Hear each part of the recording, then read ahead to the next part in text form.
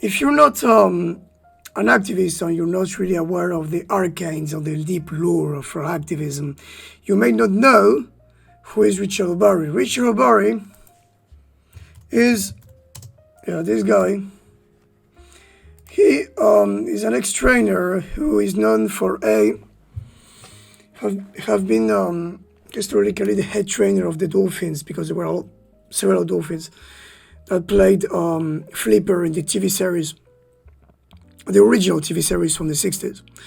And then he dissented in a way. At least that's the official history. To be honest, I'm unsure what is his exact status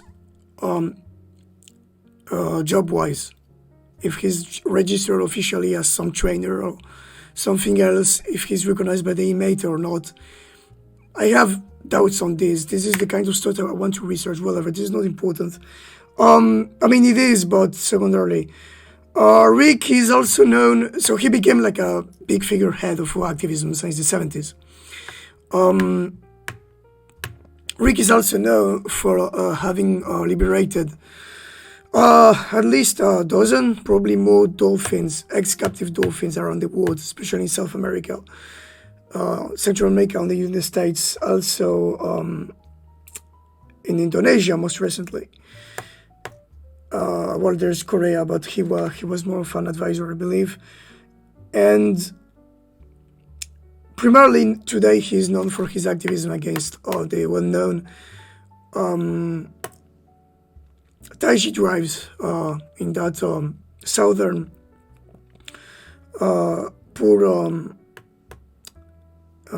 oceanic coastal city in Japan, southern Japan, where dolphins are headed and killed en masse to feed not only the meat industry but primarily dolphin industry, which is extremely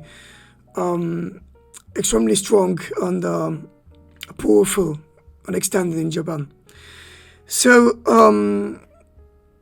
Rick is someone I had a lot of respect for a long time.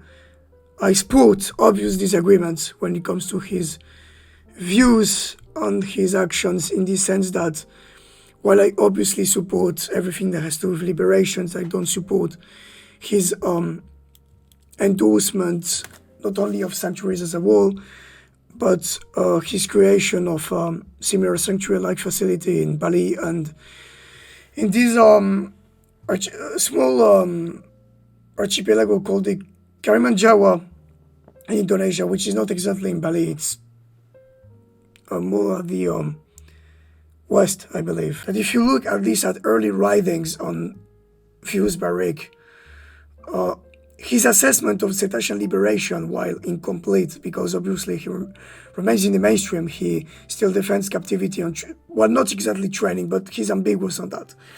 But he still defends the confinement and captivity of ex-captives, something I'm against. He remains overall more progressive.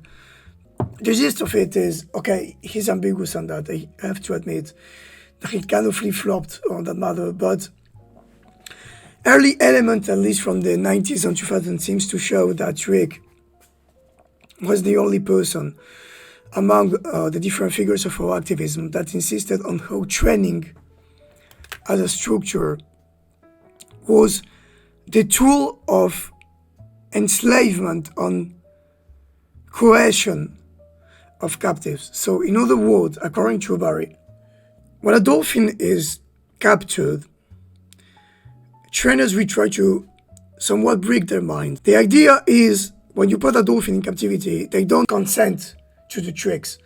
In order to do that, you have to force them for that. Primarily what is used is food deprivation. In the sense that if you deprive a dolphin of food, at least in enough quantities that they will fear for their lives, if they don't comply, they will comply. As far as I understand Rick's reasoning,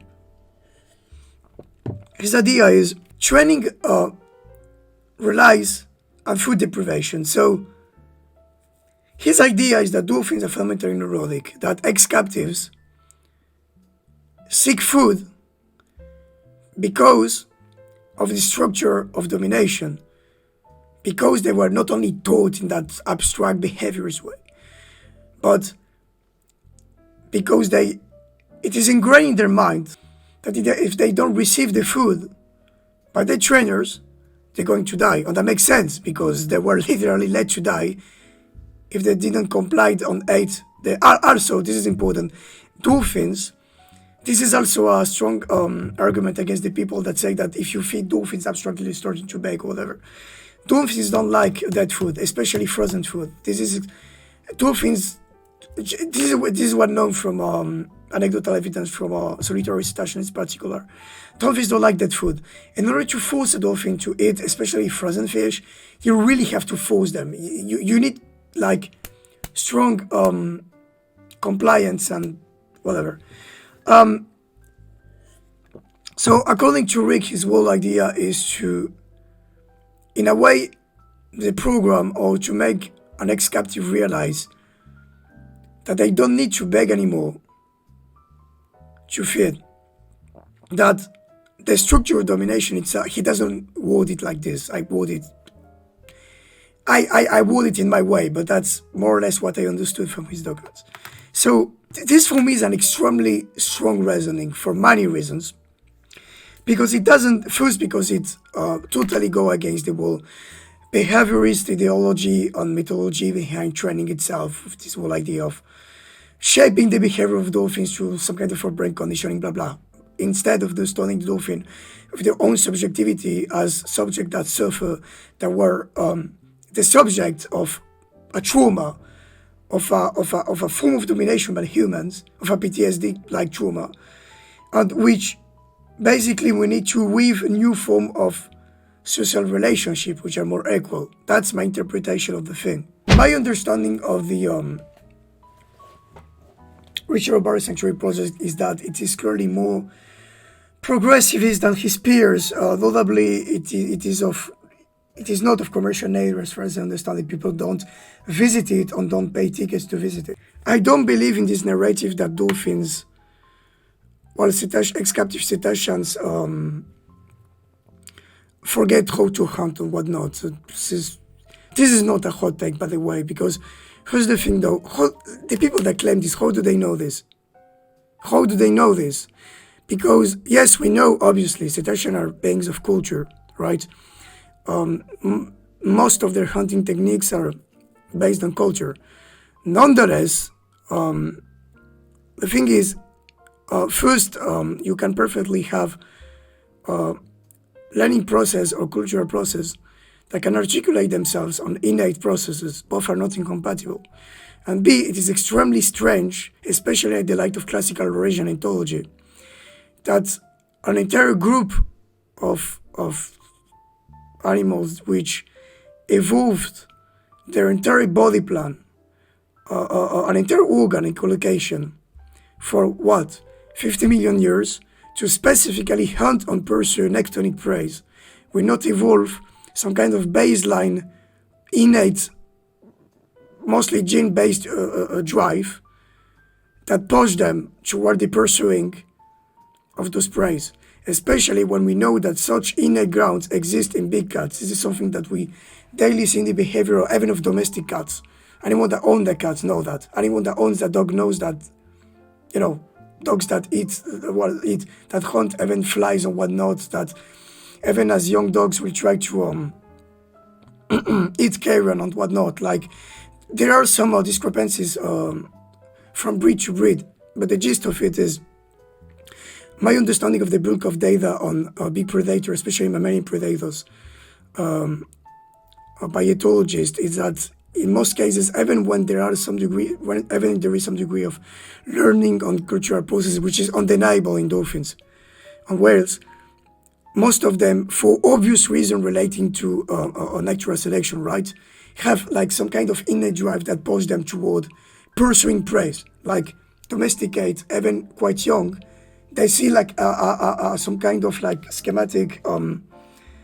They see some kind of scheme, like a moving dot or whatnot. They will try to pursue it. I don't see why this won't exist in cetaceans. Again, the burden of proof is on them because they're the one that claim that, and they never never try to corroborate that with a study or not. I found no study that, for instance, tried to systematically review the behavior of freed or captive dolphins in order to determine if there was some innate ground or not in cetaceans. I found none of this. I have found no study that tried to determine if indeed, when presented with certain praise or certain schematics patterns or whatever, cetacean would spontaneously pursue those praise or not, or if they try to pursue the praise and couldn't catch them because of lack of physical fitness or whatnot. Also, there is, again, I will try to gather the data because I lack data. I know there are elements that put me in that direction, but I need to gather data. But there seems to be some evidence from ex-captive cetaceans that they do try to pursue prey even after years of captivity and whatnot. The point being that I don't buy this idea that hunting will be fundamentally only learn-based in cetaceans, because I don't see why natural selection will have allowed for this. It seems extremely strange, especially when we're talking of neonat dolphins, whatever. The point being as well, again, I may be wrong on this, but the burden of proof is on them, not on me. Much of the arguments used by the pro-sanctuaries and pro-kappa hinges on everything that has to do with disabilities and whatnot. The thing is, we know that cetaceans are extremely resilient to everything that has to do with disabilities. We know it from a bulk of empirical data on cetaceans sporting many forms of disabilities, including maiming, chronic illnesses and whatnot, scoliosis, etc. Secondly, and this is most important, cetaceans help each other. They're sapient beings. They have cultures. They're empathetic. They have societies. We have an extremely well-furnished bulk of data that shows us that cetaceans systematically help each other, adopt cetaceans from other species, groups, and whatnot. We have a lot of data of ex-captive liberated cetaceans that were adopted by local groups. We have extensive evidence of cetaceans helping other cetaceans that have those conditions, including, for instance, this case, recent case of a group of sperm whales that had adopted an extremely deformed Tertius dolphin with scoliosis off the coast of the Azores. The problem with most liberation politics, either by Rick or by other actors of or activism, or even the dolphin industry at times, is that they conceive, but this is all human liberations, they conceive an idealist form of liberations as the liberated being totally cut from the influence of humans, and I oppose that for many reasons. When we free another human to a given environment, that's the environment, okay, so that's the environment A, and that's the environment B, which is understood as a so-called wilderness. We tend to think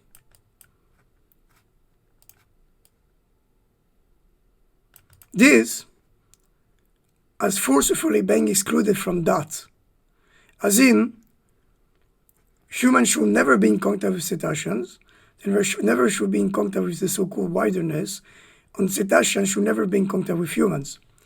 And a good cetacean is understood as a cetacean which we never try to contact human, never try to sympathize or make friends with humans, and which human, most importantly, don't have to help in order to live and subsist in that so-called wild environment. And that's the mistake. The thing is, Ken and Rick appear to approximate the construction of that model. Famously, for instance, I believe most of the opposition between Rick, the feud between Rick and Doug, is centered around if one has to socialize or make friends with the dolphin or not. So Rick is on the pro side and Doug is on the anti side, whatever. The thing is, why though? Why would an ideal dolphin be cut from any form of human influence? Because think about it. If they're people, if we depart from the premise, which is also their premise, by the way, that they're people. They're people with cultures, with societies. Therefore, that can understand their environments and their relationship to the other under a political framework. Why couldn't we like form common societies with them? Why can a cetacean live in a human society? Like, not obviously not literally the dolphin strolling in the street with like, you know what I mean? As in, you can have a group of humans that interact daily with a dolphin, or the dolphin is understood as part of the society, especially if we could have the possibility to talk to them. And again, with like really like with devices on shit. You have that machine, we have a common language, we can improve on that language, we can like exchange on concrete information, claims, whatever. And like, why not? Why not? Because of some idea of purity, because we want to conserve an idealist view of a so-called wilderness that we know doesn't exist. I mean, again, this is why the criticism of wilderness is an important framework of mine. But Rick, as far as I'm aware, approximate that criticism, unfortunately not enough. And my point is, even if you have cetaceans that could be dependent medically, health-wise, that would need, for instance, some kind of daily medication or whatever, why couldn't they live with humans or in a common cetacean, shared cetacean-human society? Why couldn't we share a society with some dolphins, or humans share a society with the dolphins themselves? Why can't we understood their environment as a shared one, which we manage and transform in a shared way? Again, peace and dignity, those are such loaded words. What peace and dignity is there in captivity, intense training, confinement, no possibility to hunt, no possibility to meet your brethren, no possibility to come out, no possibility to live real social relations with the humans you interact with? Like, again, I turn down, I reiterate the arguments I use with Marino, and I believe Rick is a more of a good faith actor than Glory. And again, if he wants to go on stream on this cause, I will gladly welcome the possibility. But again, if you look at current swimming facilities, like, I don't know, the Rotan Institute or the UNEXO or AILAT, they do this kind of like, not, the AILAT doesn't do that much, that thing though, but a lot of Caribbean or Japanese or Russian swimming facilities do that. They just divide a lot the space in a lot of like dormitories facilities, quarantine facilities and whatnot. Why nets?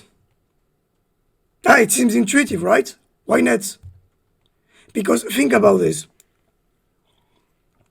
The idea fundamentally put forward by pro-sanctuaries is, yeah, the dolphins are going to get out and die. How do you know this though? We know, this is a common pattern from liberation events, that ex-cetaceans tend to stick where they were liberated. They beg on such, but they stick to the people they identify as a trainer or as someone that can give them fish. They tend to be quite conservative, like displacement-wise. Even if they move dozens of kilometers away, they will try to come back on such. And this is, in fact, used by pro-caps and pro-sanctuaries as an argument against cetacean liberation. So why not taking that in account? If you know that they're not going to go far, so why nets? And then they say, like, yeah, we have to protect them from external like dangers. What external dangers? Sharks? Knowing that sharks' attacks are extremely fucking rare, statistically speaking, we can find as well, find ways to repel them, on that ex-liberated cetaceans don't show any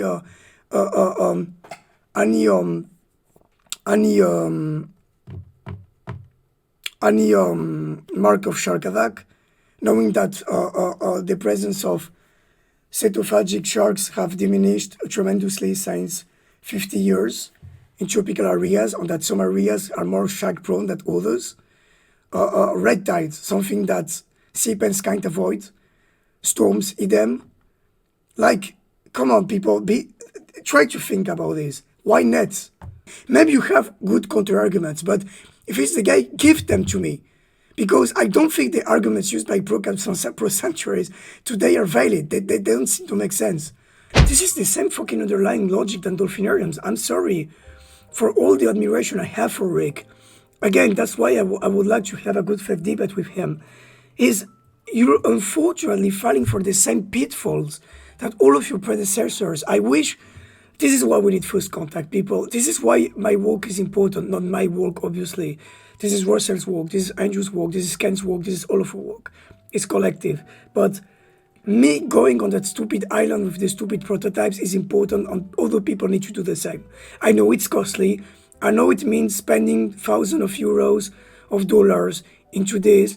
I know it means spending a lot of time on energy, on whatnot, on human resources into this. But trust me, this is what has to be done. Your money is going to be better spent in trying to break the possibility of first contact and trying to give them genuinely, not abstractly, genuinely or literally a voice than what? Giving money to more organizations that want to maintain the status quo. And again, obviously, I want Rick to stop Taiji on whatever and such. Obviously, I will always support the mainstream activism in their war to stop the dolphin armor industry on its corollaries like the Taiji drives. Obviously, I'm not an idiot. I recognize that incrementalism is objectively a good thing when it comes to that. But at the same time, the problem here is that as far as redirected, or activism is directed toward a reconversion into a reconverted form of the dolphin armor industry where any form of activism is going to be nurtured. And I don't want that.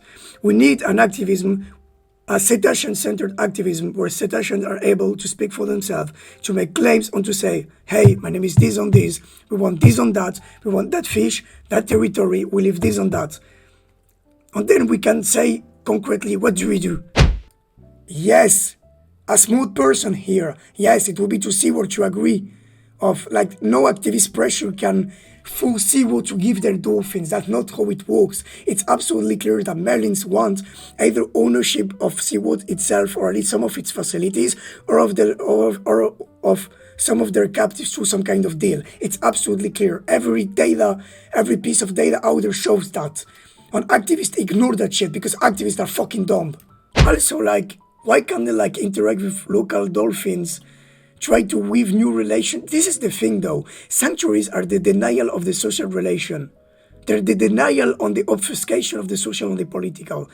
This is one of the reasons it's fucked. You can't, at the same time, talk about, like, Ivan in particular, aside people, persons, blah, blah, and then, like, deny any form of genuine social relation with them. How big? Oh my god, 15 meters deep. This could be a lie, by the way. I have no this pen. No, this is not true. Also, this is interesting. They talk about the depth, but they don't talk about the fucking size of the pen. They're so ashamed of the size of the pen that they don't talk about it. It's so wild. They're so ashamed about it. They don't, like, oh my god. This is so cocked. No, they're not the largest of the world. Even some dolphins have larger span than that. I can guarantee you the Eilat one is way larger. And I believe the next on the Roatan one has at least larger pens, in theory. I'm not sure, by the way, if this has a bottom. The bottom may just be like a pen or not, like sandy area. I have a doubt on that. Okay, but even if they don't count, like, again, what about cetaceans feeding other cetaceans? Like, it's, oh my god. So basically, they're going to release him and separate him from Rambo, which is his friend. Like, you kept, like, insisting on how they were friends and shit, how they bonded, but then they're going to separate them? Rick! This is dumb! Those years of exploitation in appalling living condition caused too much damage for Johnny to be successfully released back into the wild. What about all of these cetaceans with blindness, no teeth, extremely old, scoliosis, blah blah, all maimed things and such, that, I mean, live successfully for dozens of years because they're, like, helped by and fed by their friends and family. And they know this shit. They know this shit because they post about this on their group's website, blah, blah. Totally ignore this shit. It's so fucked. Oh, feeding Johnny a diet of high quality fresh fish. Ooh, yeah. So, no, this same rhetoric than Zeus. The same rhetorics used by Zeus to justify captivity. It's so fucked. I can't believe this shit. Yes, the joy of energetic charms, blah blah, the healing properties, the same fucking shit. Come on, stop. This is captivity. There's nothing, there's no dignity in captivity. He was separated from his friends. He has no possibility to interact with other dolphins, no possibility to interact with live fish, no possibility to socialize with humans, no possibility to speak to humans or to other dolphins. It's so fucked. Like, do you believe they will let them, for instance, have like some kind of like monitored strolling in the sea with like a yacht like they did with Keiko, like the Royal Institute does? Nah, not even that. Like again, it's a total denial of the social and the political. What about like the populations that live there? What about the links he had with other dolphins, with the two other dolphins? They totally ignore this shit. Again, this poses problem when it comes to the socialization of the captives on such. What dignity is there? Like, who is their dignity if they can't even interact with their neighbors and whatnot? I know the arguments are safety-based, but like, come on. Again, captivity in all its form is a denial of the social and the political. That's the problem.